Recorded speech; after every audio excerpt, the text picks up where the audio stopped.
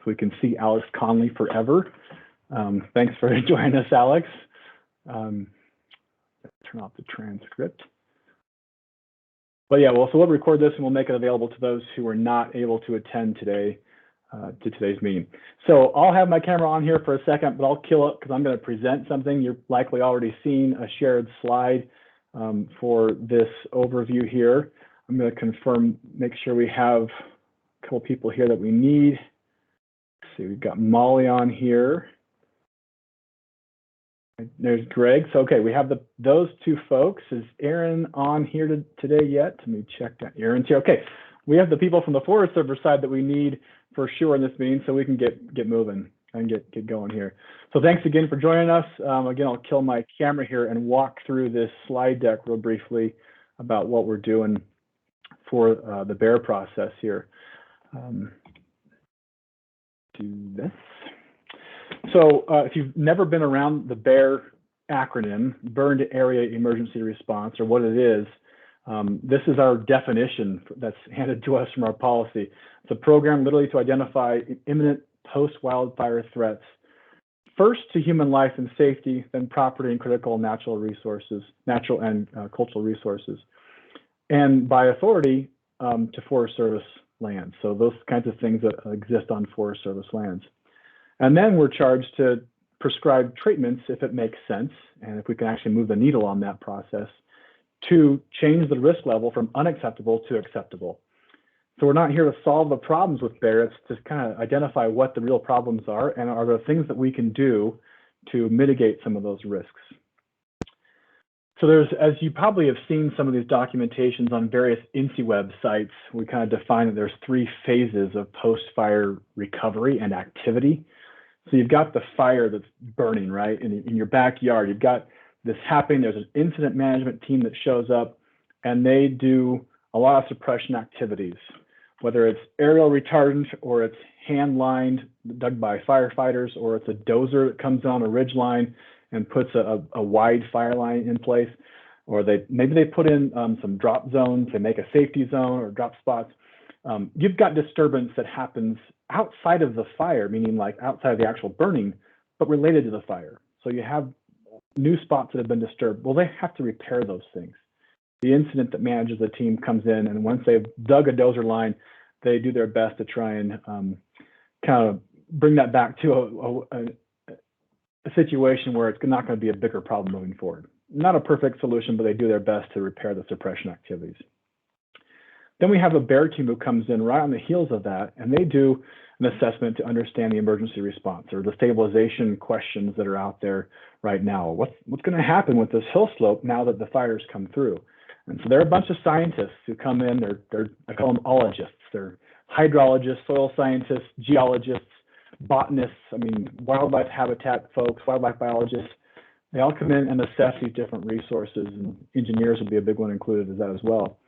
And they say, what's going to happen to that resource based on the fire that we've just seen? And then it transitions to a longer term restoration where we look at, okay, so we've had this fire come through. How can we return this to a condition that's meaningful and useful for the greatest good that most people can leverage and use these resources? So those are the three phases there. And there's much different timing, different funding structures, different objectives, different audiences for all those things. And this table kind of outlines that a little bit here. So we're focused as the BAER team on the highlighted middle column there. We're here to say, what can we do to, like as I said, move the needle to protect life and property and other resources, natural and cultural, for example. And our timing is such that we have a very short time to do an assessment, a science assessment of what happened, and then about a year to get treatments or prescriptions implemented, but ideally as fast as we can is the real goal there, is get things implemented as fast as safely and technically and financially feasible to do so. You'll see also the responsibility changes from the suppression repairs under the command of the incident commander. That's their responsibility to make sure that happens. And then once we get into BAER and longer term restoration, the local district ranger, in this case Aaron, kind of has the responsibility to oversee this as part of his duties. He doesn't pay for it through his program. The BAER program at the Washington office level will help pay for the assessment and the implementation. but Aaron oversees this process as part of his duties. And then you see the this graphic, which is a little bit fuzzy. Apologies for that, but it's blown up bigger than it was meant to be. But this kind of shows you quickly the relative timelines of all these different parts of fire. The fire comes in, it burns for, in many cases, a month or longer, especially something like Schneider, which is so big, covered a lot of ground. They burn for a long time. And then you've got suppression activities to try and put that fire out, and then they rehabilitate the new disturbance that they've created from their suppression activities. And you'll see that orange arrow, which is the BAER team, shows up. And the first part of that orange arrow is the BAER assessment, where we come in and do our science assessment for just a week or so on the ground, looking at stuff and running models. And they begin implementing. And then you jump down further down, you'll see the post-fire restoration, implementation, potential salvage activities, whatever might be scheduled and appropriate, that happens at a later time as well. So really the BAER team comes in very early on and is there for a very short time to do a very quick assessment of the situation to try and stabilize or at least make recommendations on how we can stabilize or change the risk assessment for various critical values. So the BAER process really is pretty simple if you kind of narrow it down to 5 different things here. And I'll talk through each of these in a little more detail in just a second, but we've got critical values that are out there, both Forest Service and non. The BAER is focused mostly on Forest Service critical values here. We're going to assess the threats. We're going to say, is there a new risk to these critical values, and does that constitute an emergency? And if so, let's describe a response strategy that we can maybe, like I said, move the needle and implement that treatment to resolve this and lower that risk assessment, that risk to that critical value. So as we walk through and look through some examples here, the critical values are the first thing we look at, and they're all over. Like that could be life and safety, of course, is the #1 thing we look at. We want to make sure that people are safe in and around burned areas, below them, in them, whatever. We want to at least assess the potential of issues to that. And many of the critical values we will talk through in a BAER team are kind of tied to physical assets, physical things. They could be bridges, culverts, stream beds, roads, whatever it might be. But our first thing is we talk about those in context of human life and safety. So let's say you got a bridge that provides access to a certain watershed. And while the critical value might be the bridge, but the real other critical value is human life and safety, because if someone uses the bridge to get access to this area and then the bridge blows out in a debris flow, the person's now trapped behind there. And that's a real concern. So we put a lot of our discussion on critical values centered around life and safety, and that is certainly the first thing we're looking at and focusing on. But other than that, we've got property, so real assets, like I said, cabins, Forest Service guard stations, bridges, culverts, roads, all those kinds of things. Natural resources like soil productivity, water quality, water delivery, cultural resources, archaeological sites that are sensitive sites within the fire that now might be exposed or more accessible or damaged because of the fire.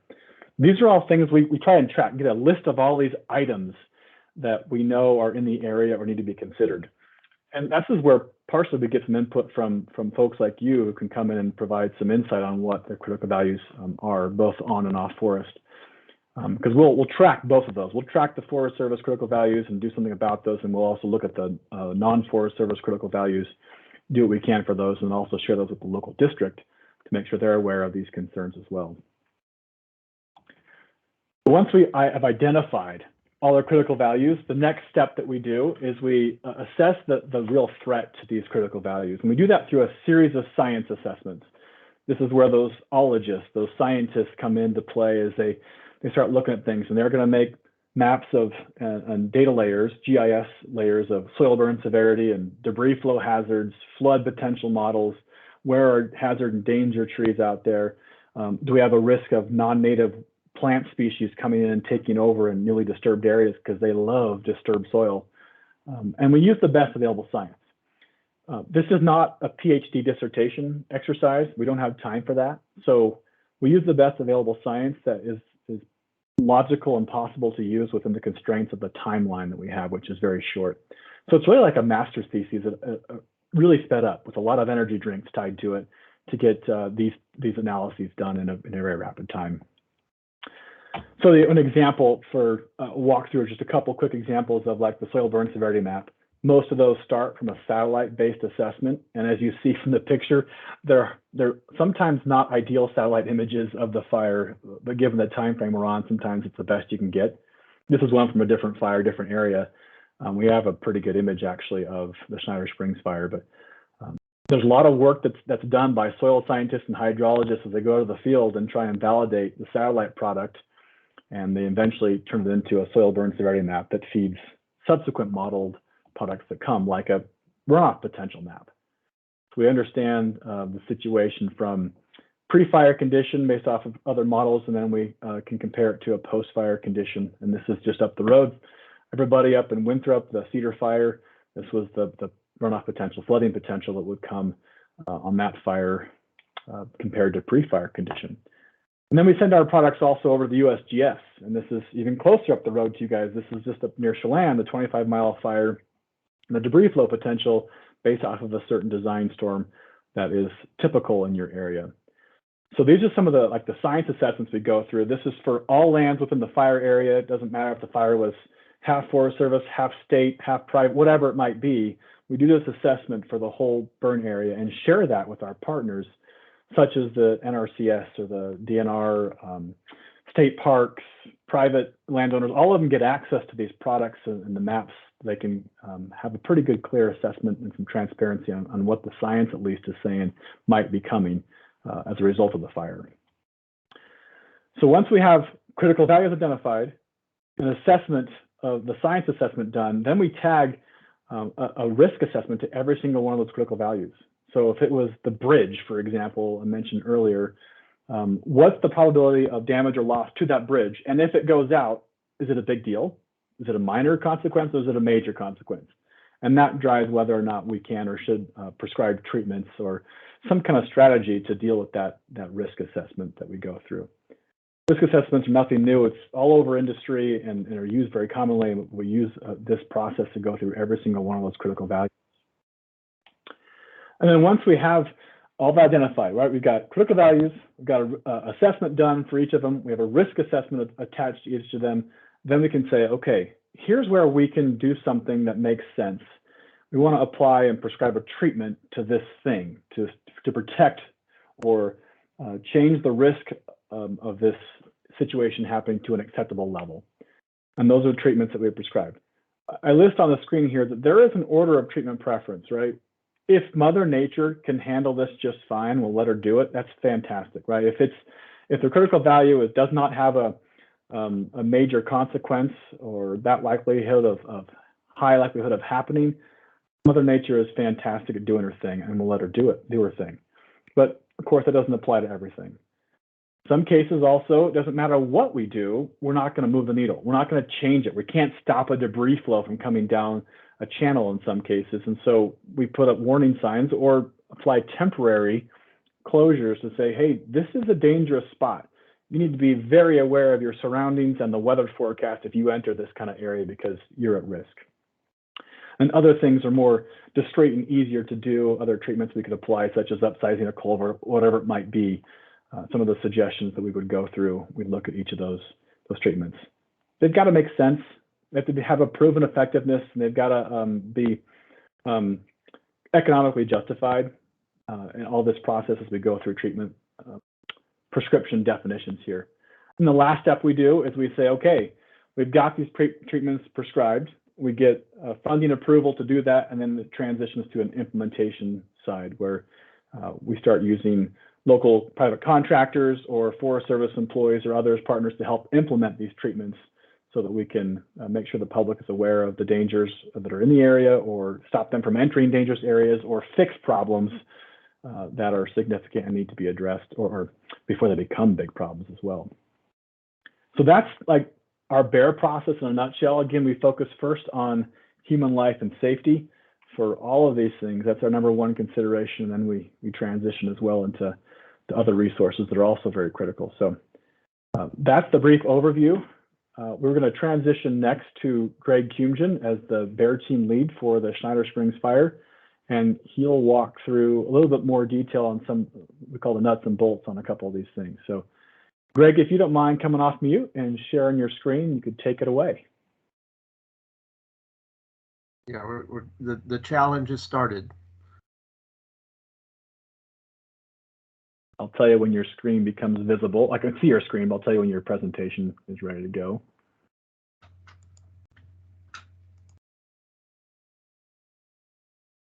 Okay, and now we do the swap.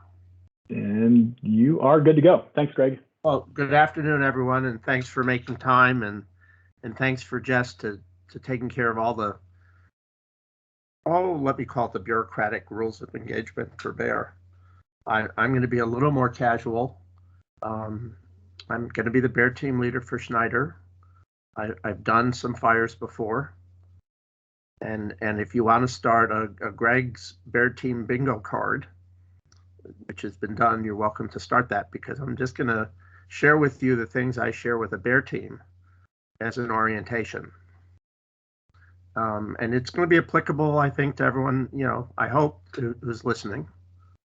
That the first thing I'm going to emphasize is that it's all important, and some of it we're going to do first. There are plenty of things that people expect to have happen after a fire, and we respect that, but we've got to stratify it, and the way I describe that is some of it we're going to do first. Another thing I like to point out is the easy part is over. You know when a fire is out, and you know when it's getting worse. Now that the fire's out, you're not sure where the flood or the debris flow or anything's gonna happen that's not obvious. Ash happens. We're going to get to that in a bit, and that there's certain things after fire that are not preventable, and ash runoff is kind of my example for that. And Jess talked about life and safety, and I've reduced that to, is it the road to the hospital? Is there something so important that it has to be taken care of? In terms of folks out there, if you can hear it, it's too late. If you've never been around a debris flow in action or a flood coming down an ephemeral channel, it's like a freight train, and you are not going to get out of the way. That we work with, Jess mentioned models, and the error bars can be pretty big, so I'm not a fan of people using decimal points or anything more than 2 significant figures. And lastly, more than likely, when it's all over, the consequences, especially of a fire of this size in areas, I'll tell people the culvert isn't big enough. So there's my ash happens example. It's not uncommon, first few events after a fire, to see some export of ash, and this is a fairly dramatic photo of a big deposit in the meadow. You're going to see a lot of sediment after a fire. There's always folks who want to do something to catch sediment. The watershed above this little reservoir is about 6 square miles, and about 2 square miles of it burned. The sediment load after the fire, as you can see in the upper right, was 140 times the pre-fire flow, and that was a year later. And then at the end of that year, you can see in the lower left, that this is a humanoid, and that strat column, that sediment deposit, is like 14 feet thick. We have a paper that was peer reviewed on this strat column and the post-fire sediment, and even years later we had material come through. And the interesting thing about these fans is that was a result of snowmelt, not necessarily convective storms.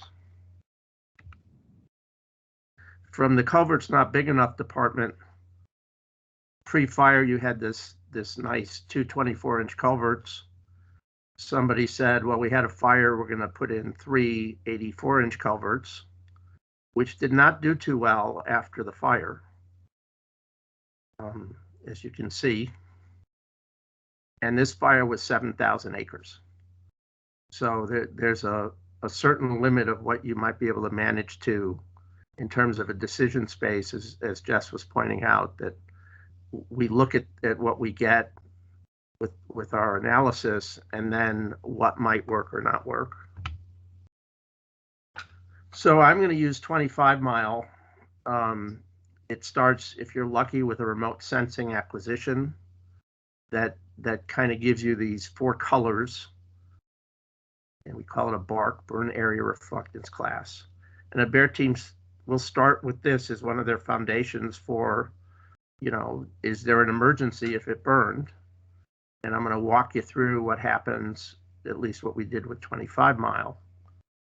That this is a raw product. It's if we call it unsupervised.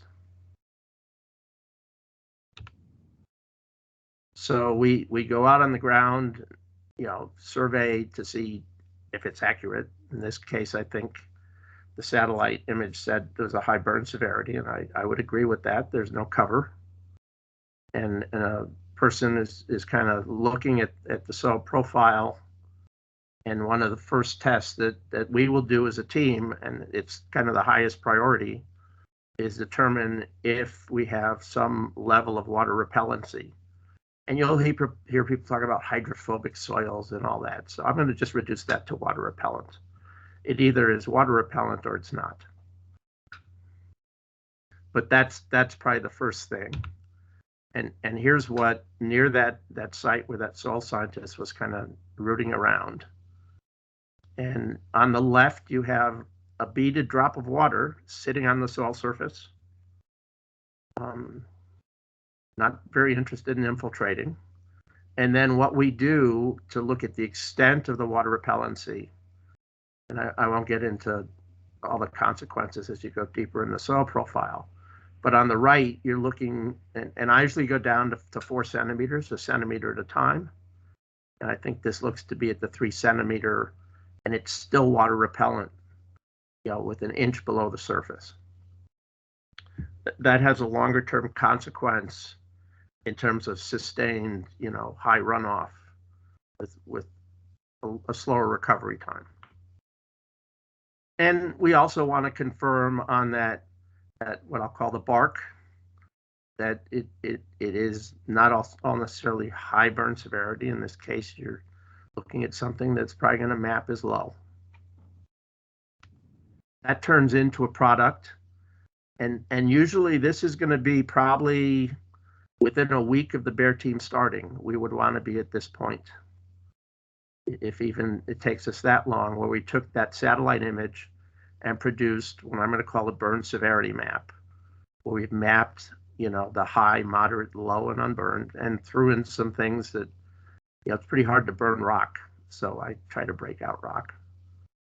And that's the result of 25 mile, after we spent time in the field to validate the raw BARC that you saw earlier.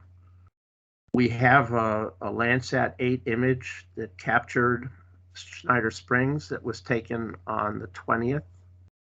And we've looked at I've given it a cursory look, and some folks have seen it.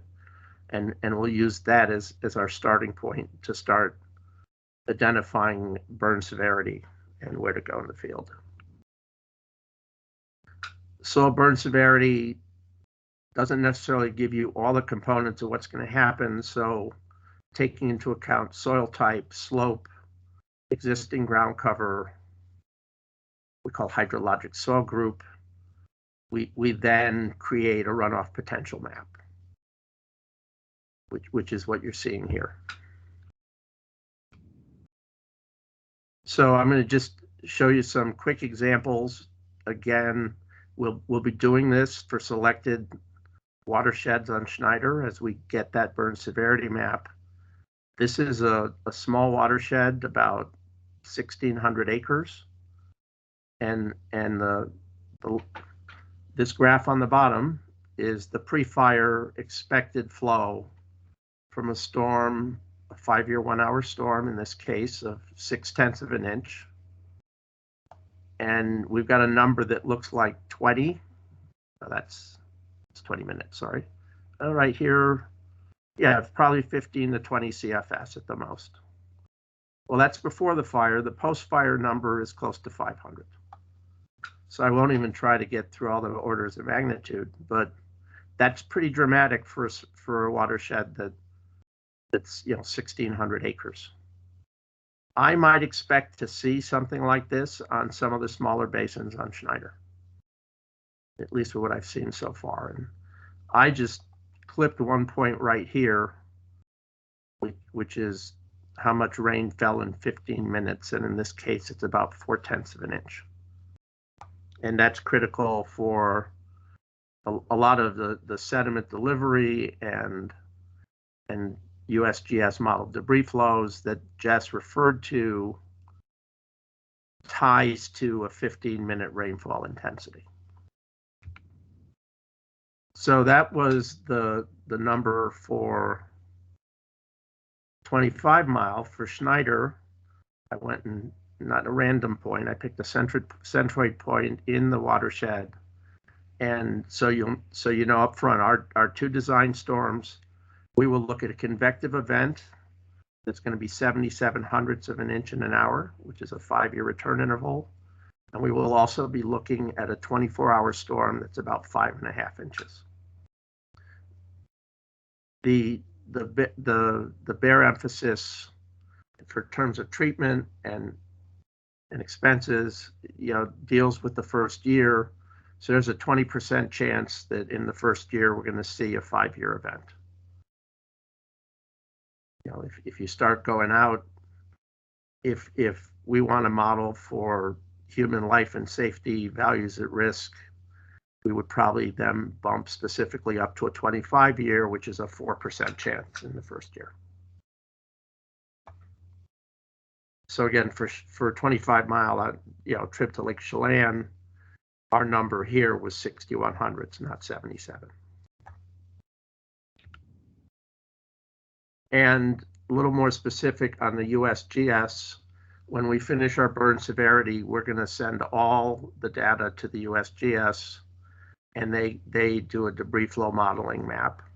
And I'm showing you the probability at 24 millimeters an hour in 15 minutes. And it's serendipitous. That's a 1/4 of an inch of rain in 15 minutes.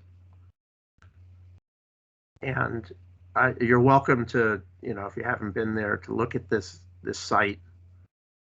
Again, this is 25 mile, and you can see this area right here looks from where those images of the soil scientists at work was taken right up in here.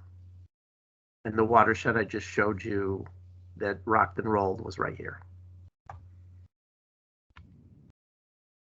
So I then jumped to a rate of 40 millimeters an hour, or 4/10 of an inch in 15 minutes. For our storm that we're going to be modeling for the convective 1-hour storm, we're going to use 77 hundredths, and that works out to close to 1/2 inch in the first 15 minutes of the rainfall event. The USGS modeling stops at 4/10 of an inch. That will not be on the website, but we'll download that data and share it. I just wanted to show you the difference between 1/4 inch in 15 minutes and 4/10 of an inch in 15 minutes. So what does that turn into? Again, this very similar things, not necessarily similar treatments, will happen for Schneider with all that information and with the data we collect. And Jess gave you all the foundation and the steps and the priorities, so to speak. We came up with a recommended treatment map. And this is something we start the assessment in earnest probably on the 12th, although we're collecting some information now. And I'd expect 2 weeks from the 12th that we would have a map that's going to have treatments just like we're showing right here, not necessarily like here, but a product that will go to the forest supervisor for approval, and then once it's approved, that becomes a public document. And that's what I have.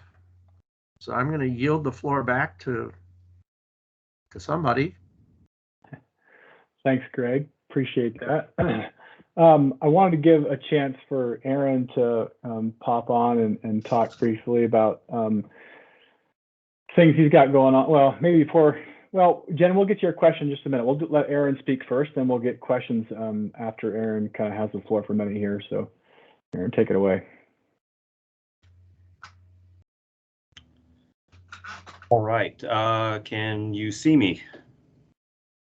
I can see and hear you, yes. Okay, well, I apologize for that. Seeing me part.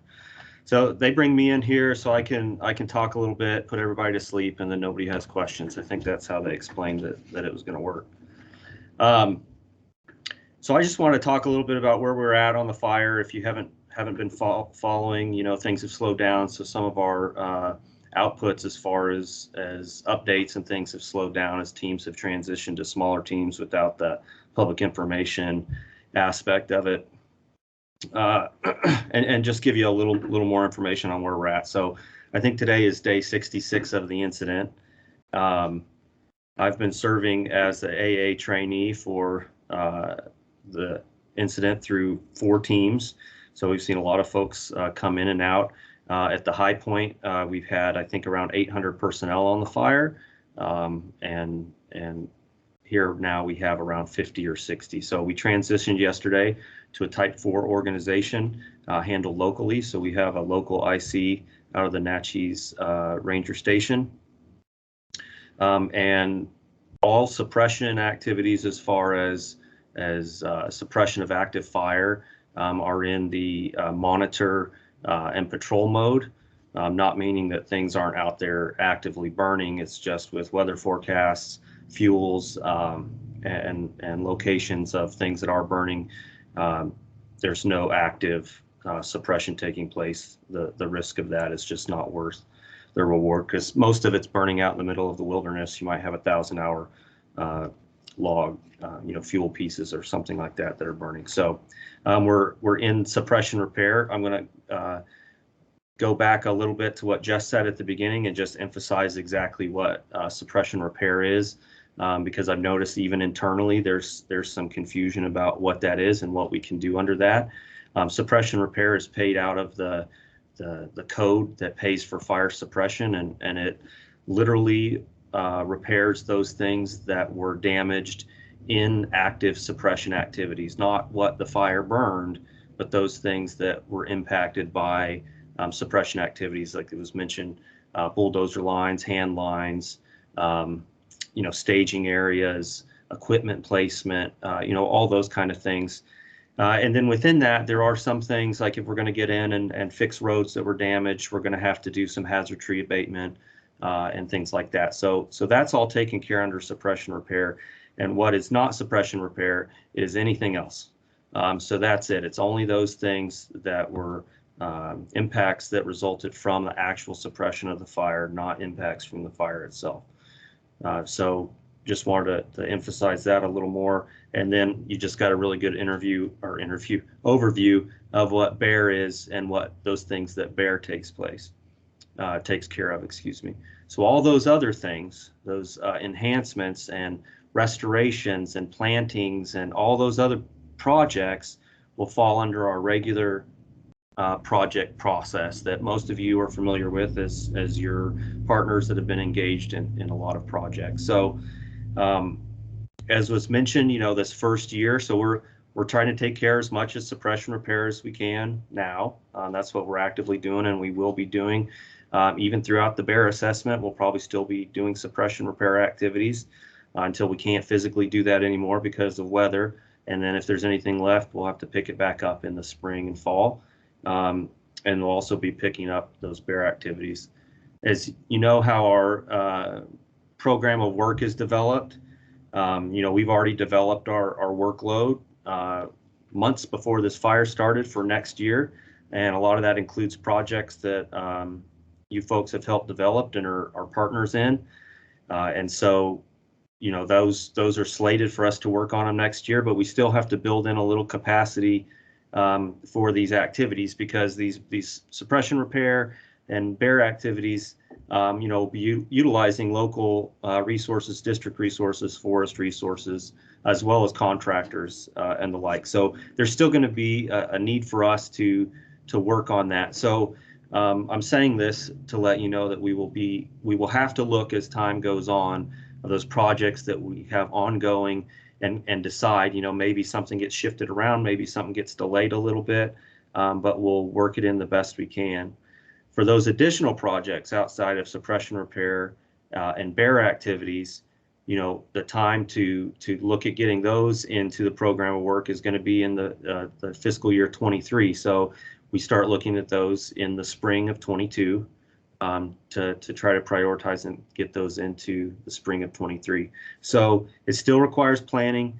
None of this comes with a sudden influx of people or additional money for other projects. All the money that we get in repair and BAER is to try to get things back as close as we can to pre-fire conditions. So, knowing that, I just ask for your patience. I know there's going to be a lot of great things that we're going to want to do in the area.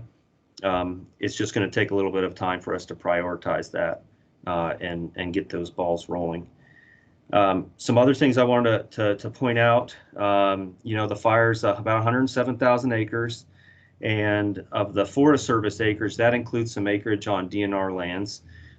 We don't have, there was a cost share agreement during suppression of the fire, but that is over, and that just deals with suppression activities and costs and kind of what goes on during suppression of the fire between the two land management agencies.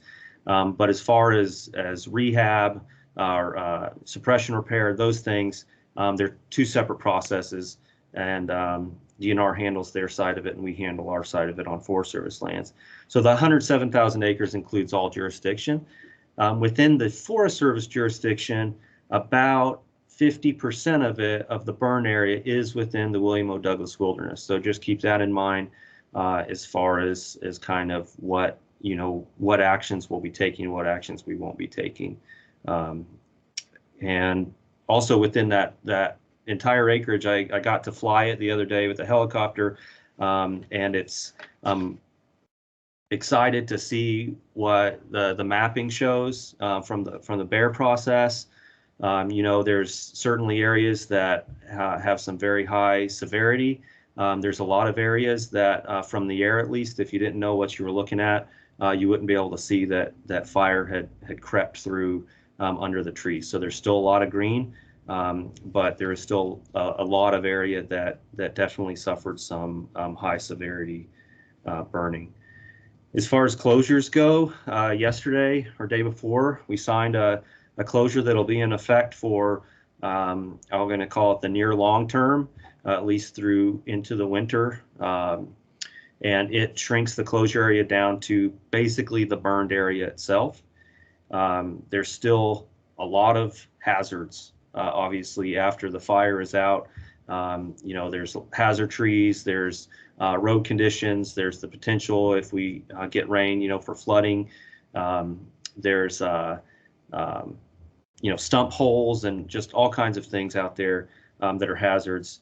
We still have strict policies on our personnel that are out working in that environment, and protocols and, hazard pay and all those kind of things. So as long as we're really in a situation like that, I'm not inclined to really undertake field trips and things like that for the public to those areas that we deem as such a safety risk to our own employees, that we would have them, utilizing PPE, receiving hazard pay, those kind of things.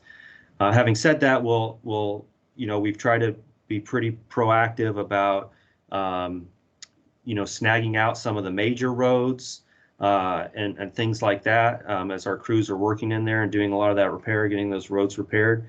So there may be some possibility, but really, exhaustive, off the beaten path kind of tours are not going to happen this fall. Kind of the plan is that we will, once we have enough snow to groom for winter recreation, we'll groom those main routes that have been snagged out during the suppression repair and allow folks to get in for that winter recreation. And then once that snow melts off in the spring, we'll probably reinstate a closure to reevaluate. There'll be a lot of hazard trees and things that come down. As I mentioned, suppression repair, we're able to get in there and snag along those routes that we took suppression repair activities on, but that's not the majority of the roads and things like that within the fire area. So all of those side roads and level 2 roads are going to be inundated with snags and impassable until those can be cleared out next year. So that's kind of what I have. I really appreciate seeing the great number of folks that joined in on this call, and it's great to see that we have so many partners that are truly interested and want to work with us and help out. So this is not going to be a short-term thing. It's going to take a while to get through it, and just really appreciate it. So thanks. Thanks, Aaron. Appreciate that. And Jen, I recognize your hands up, and we'll get to the question in just a second. Hold on 1 minute here. I wanted to mention one more thing before we get to the Q&A, and that was the idea of gathering input from each of you on critical values and what's important to you, what concerns you might have. If you got the calendar invite that got you this meeting, you have a link in that calendar invite that takes you to a form.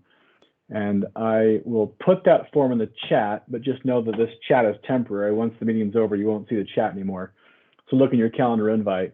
That will take you to a Microsoft form that will let you go in and enter some information, answer some questions about some of those concerns you might have.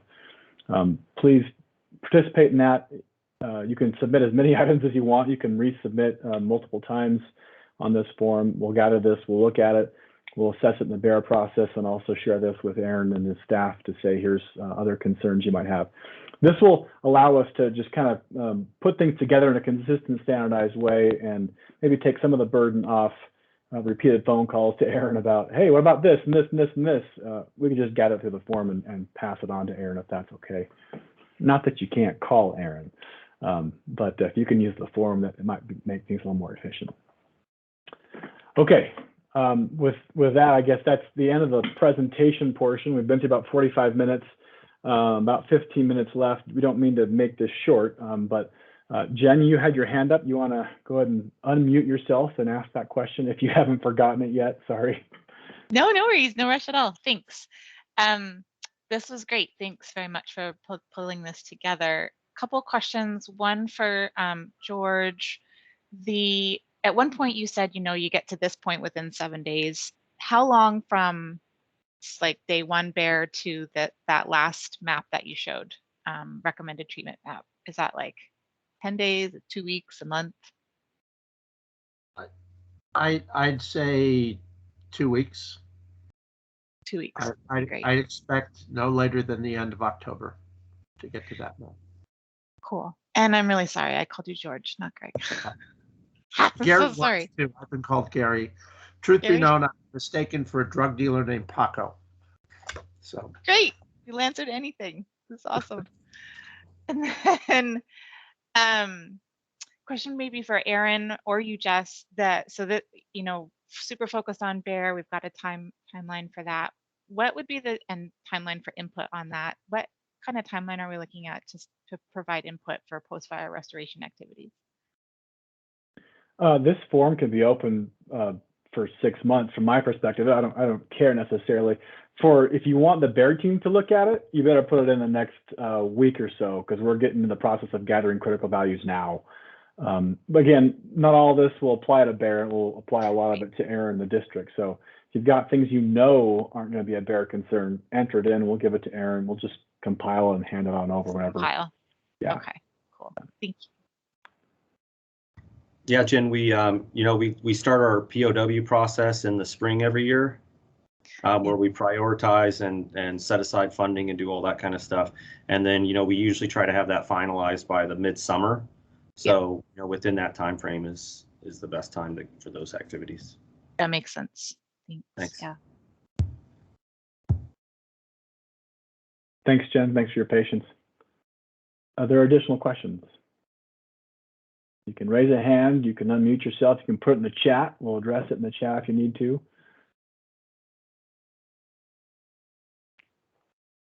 Molly Hanson has a question. Don't you own this process, Molly? Just kidding. Yes. Let's see.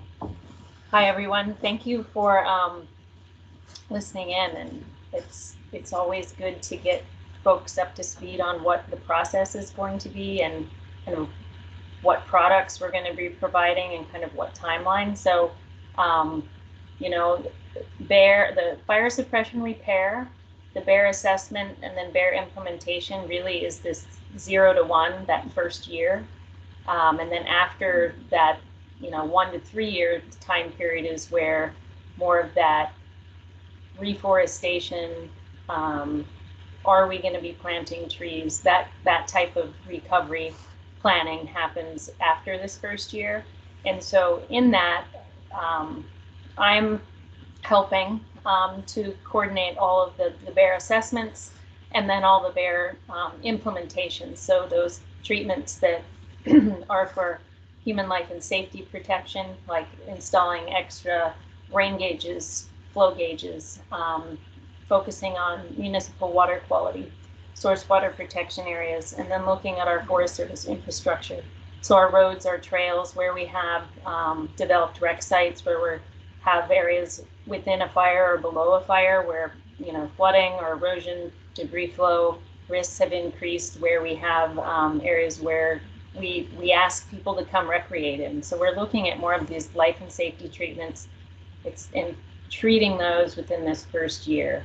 And so after that is when we will look more at the more of the natural resource, kind of those impacts to those, and restoration opportunities are going to come after this first year. I mean, we can take input and suggestions, or just letting us know where you're, and I think I'm a little bit removed from the district and all the details of every planning project, but you know, what we want to know with this input is, you know, where are your concern areas, or if you hear in talking with public that we have a private bridge over this stream and we're really worried about it. We want to try and get those kind of any you know, private infrastructure that's over waterways that we know are in burned watersheds. If we have water uses, surface water diversions,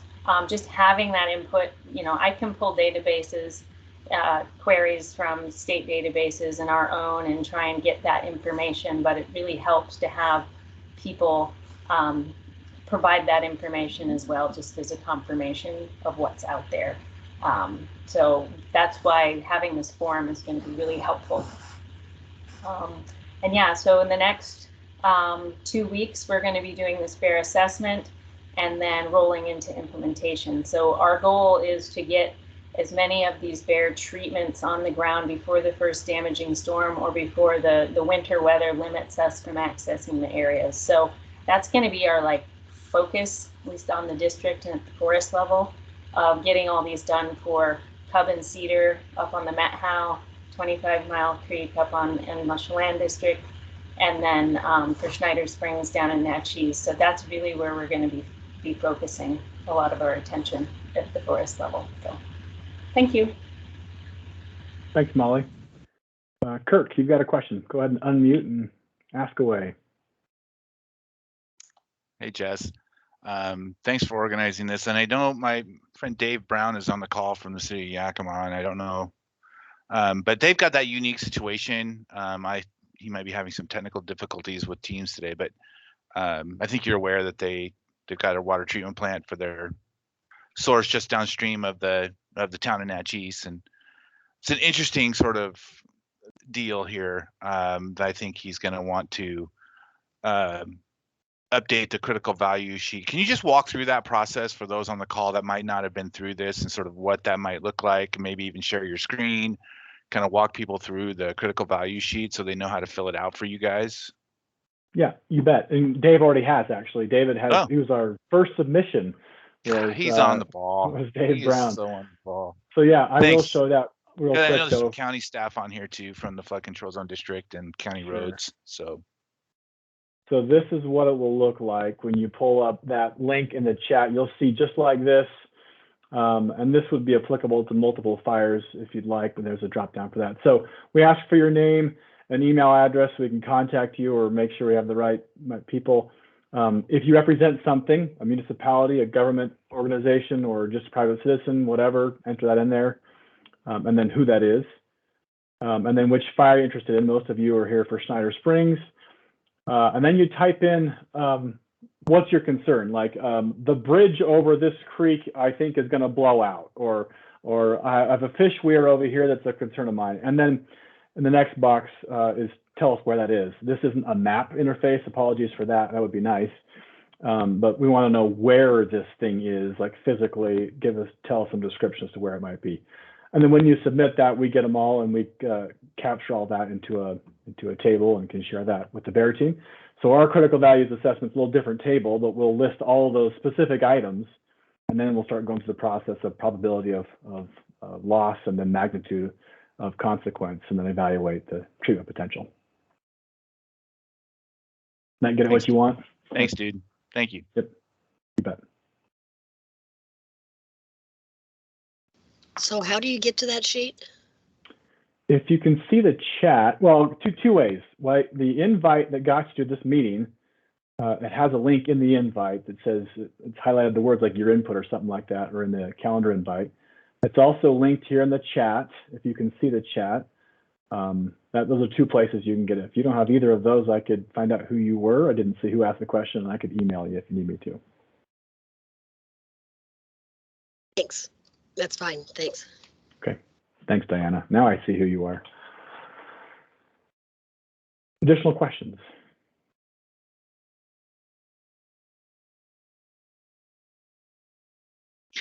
Aaron, you said you had a chance to go up in the helicopter the other day, and you saw some really good stuff. Like you feel the fire did some good work as well. Any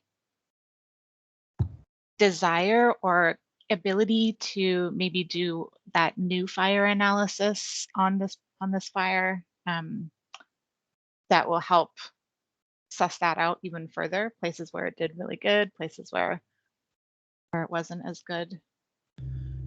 Maybe Sure. needs a little bit more work.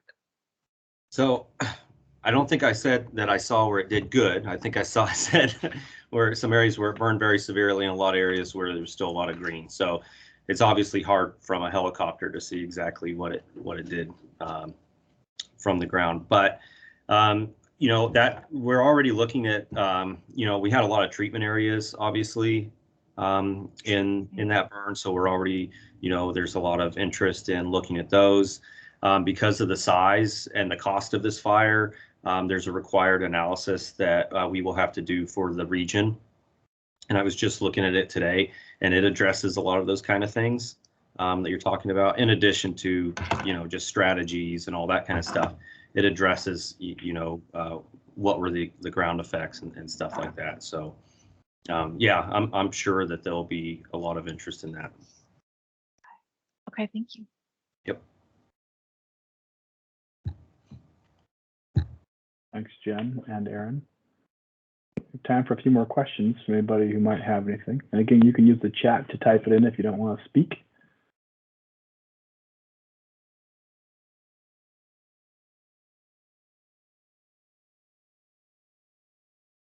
If you want to talk baseball, we can talk baseball too. I can do that all day long. We could talk Seahawks game last night. Maybe that could be bad, actually. Yeah, we don't want to talk about that. Thank you. Diana, you were up first, I think. Okay. I just wanted to let you guys know that I've seen several emails coming through and talking about not really having much information about some of the damages that have happened in the past and the flooding in the past. So I'll send that over to the people who are on the email for that, and get that information to them. We had some really interesting stuff that came out of the landslide down in the Nile landslide that basically buried the highway and wrecked the Nile Road. And so I'm assuming that you guys are having access to those additional analysis that was done for that. Is that correct? Like DNR had, USGS did some other things. Yeah, we certainly would have a representative from geology on the team, right? We pull a bunch of different specialists, and geology will be there And we've had the Washington DNR Geological Survey engaged in all the fires so far. They've been up in Cedar Cub and 25 Mile, and will also likely engage with us here. Greg, can you confirm that we'll have, is it Trevor again, Trevor and Kate engaged here? Trevor and Kate for sure, and I think there's one other from DNR. We're covered, and they have that, and we talk quite a bit with the GS debris flow folks, so they're aware of all the literature in the area. So the answer is yes. That's all part of the package that we'll be looking at. Yeah, I wouldn't necessarily call it literature, but yeah, it was basically done specifically for that landslide. Right, but Thanks. I was being generous in the word literature, but yeah, we will use all the available resources in the time constraints we have. Okay, I'm just trying to figure out how to not send a lot more stuff than that you guys already have. So that gives me a good idea. Thank you. Yeah, fair point. Thanks, Diana. Kirk, you were up next. No, you mentioned the Seahawks, and I just yeah. I want to have Jamal Adams' negotiation skills. That's what I want. That's funny. Sorry for those who hate sports. I just sometimes can't resist. This is like the prime season, though. We got NBA starting, baseball postseason, NFL going. This is a good time of year, and we got tons of fires. Okay, any additional questions? We've got 2 minutes left here. If there's anything left, we can attempt to address that last minute or so here. Well, this is Dave Brown. I really appreciate you taking this on and including both the WSU team on total activated carbon and helping us look through this and be ready for something that's going to really affect our drinking water system here. Thank you. But thanks for sharing your concerns, David. Okay. Well, let us know if you have additional questions. You've seen my email is in your calendar invite. It's how you got it, likely forwarded to you or sent from me. You can contact me and I can get you in touch with the right people should I not be able to answer the question. So thanks again for participating. Thanks for your time, and I hope you have a fantastic long weekend if you get the long weekend. And thanks again.